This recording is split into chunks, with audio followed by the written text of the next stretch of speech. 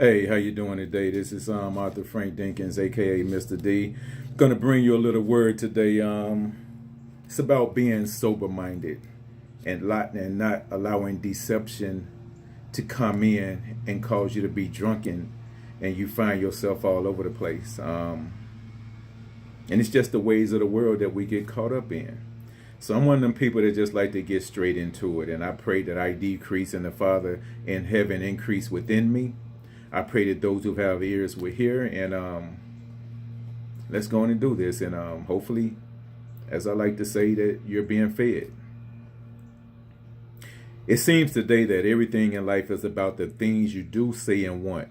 Motives have taken over. Many do and say things to get a response or reaction out of you to draw you in to where they are. You must remember that one of the greatest weapons of the enemy is deceptions. Ephesians 5:16. Let no man deceive you with vain words. Your falling into this snare is what causes the wrath of God to come down upon you for your disobedience. This is for those who believe. And for those who don't believe, all these things that's happening to you in life is for a reason, because God still loves you, even if you don't believe in him, if you don't care for him, if you deny him. He still loves you. And he chastens those whom he loves, just like our parents do. Sometimes our parents got to wipe their hands, but then who they fall to? They put them hands together and they pray to the Creator. And one way or another, you'll find yourself coming back home. Sometimes you'll find yourself in situations like jail or maybe prison. It's up to you to listen so you can do what he truly purposed you here to do and to be. But you got to be sober-minded. We live in a world of chaos and superficiality, and too many masks are being worn. Many are being held hostage, unaware because of the things they've accumulated. I've mentioned that before, which will be here after you have been long gone. You gain the world only to lose your soul. You see so many people out here that's just super rich, never satisfied. They always got to be the center of attraction. They got to have this party and that person and this party and have these people around them to lift them up and glorify them. And you don't even have to be rich. You got some people today, they just got to be the center of attraction. They want the glory for themselves. The word says you received your reward. So why make it harder for yourself to enter into the kingdom? It's like a camel trying to go through the eye of a needle. It's just not going to happen. You got to bow down and give honor to who is truly due. It was King Solomon who said, vanity vexes the spirit. When Jesus went to the Gadarenes, and a man filled with spirits whose name was Legion ran out to meet him and begging Jesus not to destroy them, but to cast them into the swine. He did it, and they ran and jumped off the cliff. But not all of them were destroyed. Some of those very spirits are running around here today. No, the psychiatrists and psychologists, they want to say you got this mental disorder, you got this whatever. But no, these are spirits. They're in high places. Ephesians 6:12 tells us that. Those of us who believe, we have to see it for what it really is. See with your spiritual eye and not with your carnal eye. Ask the Lord to remove the scale from your eyes so you can see. Everything is designed to keep your mind filled with mess and with yourself. Chasing money, your dreams. I'm not saying anything is wrong with that, but God must be first. Period. Too many are measuring themselves to the world, and we know the world is the enemy of God. 2 Corinthians 10:12 says, for we dare not make ourselves of the number. We ain't out there. Not supposed to be anyway. Not in it. Or compare ourselves with some. Don't compare yourself.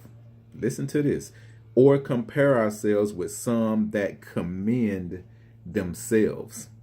Don't compare yourself to somebody who lift them own selves up all the time and God not getting the glory. But they measuring themselves by themselves and comparing themselves among themselves are not wise. How you going to measure yourself to yourself? What good is in that?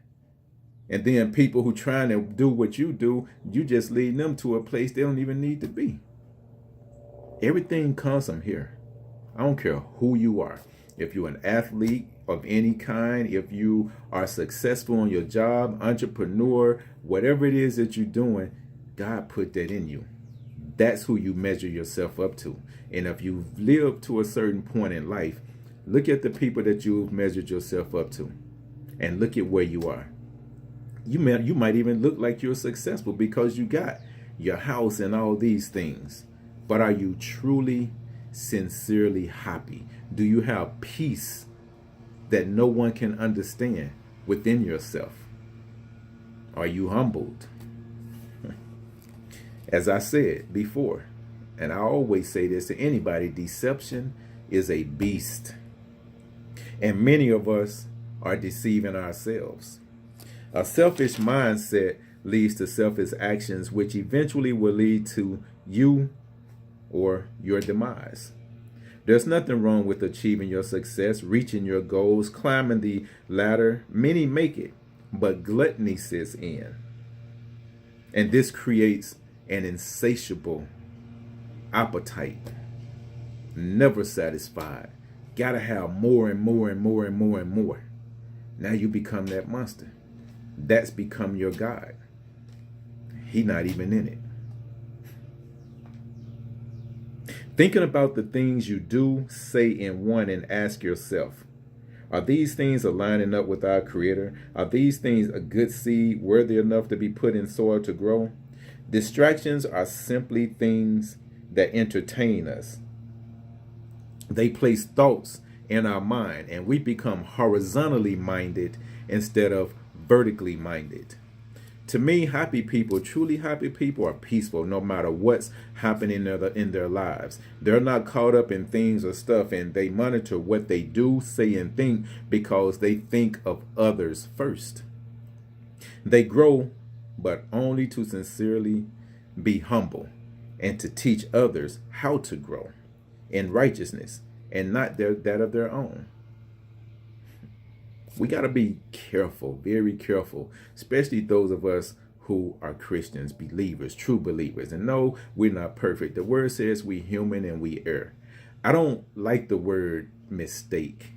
We make choices in the things we do on a day-to-day basis. As we become older or more mature or wiser, we're supposed to be that example. We're supposed to know better. There is no way you should be 40, 45, 50 years old and still trying to act like your kids. There is no way.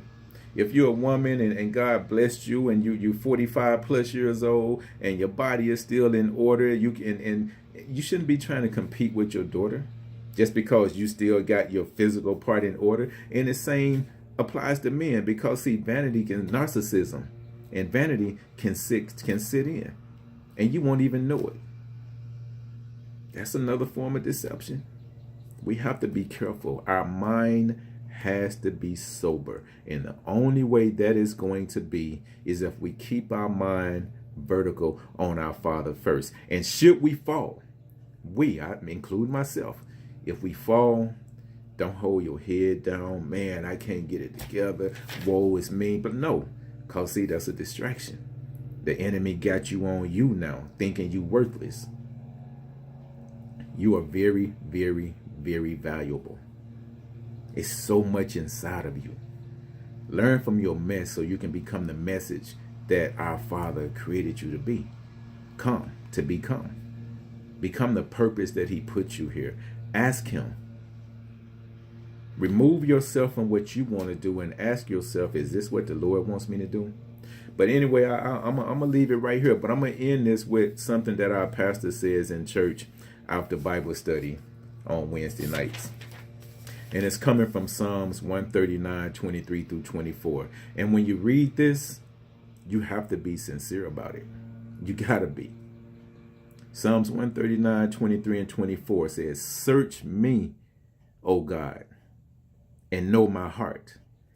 Try me and know my thoughts, and see if there be any wicked way within me, and lead me in the way of everlasting. You're just saying you want God to come in there and just clean up the mess that's in you that shouldn't be there. Some of us in relationships we shouldn't be in. We in them for all the wrong reasons. No, love has nothing to do with it. It's more emphasis on I got a nice home, I got a nice ride, or even the bedroom seem as good, and yet you are a very miserable, unhappy person. All the shopping in the world, all the traveling in the world ain't gonna help you. Become sober-minded.